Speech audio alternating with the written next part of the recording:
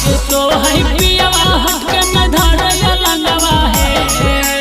आज सुतो है पियावा हटके न धरे लंगवा है। तमहुगा मिलल सखी भतार नाही डोले पलंगवा है। तमहुगा मिलल सखी भतार नाही डोले पलंगवा है।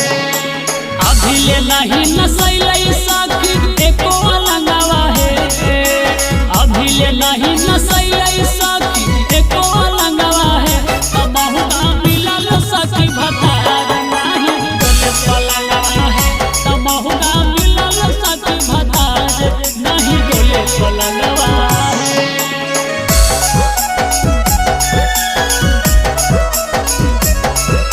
तमहुगा मिलल सखी भतार नहीं डोले पलंगवा है।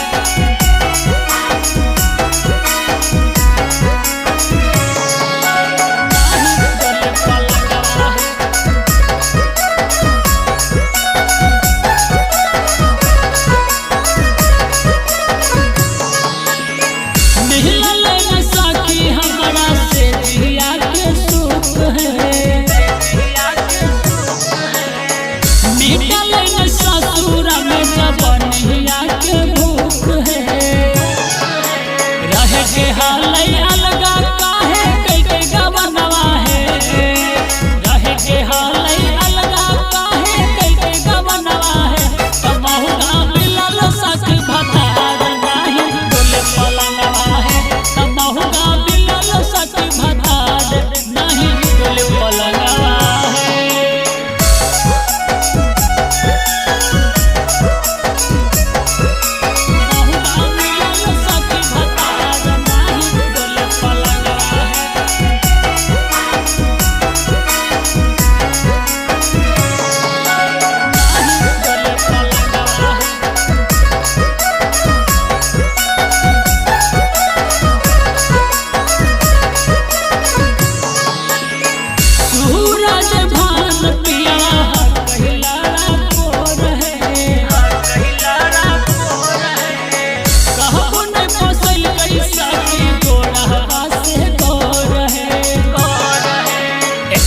नीक हकई सखी देवदत्त देवरवा है।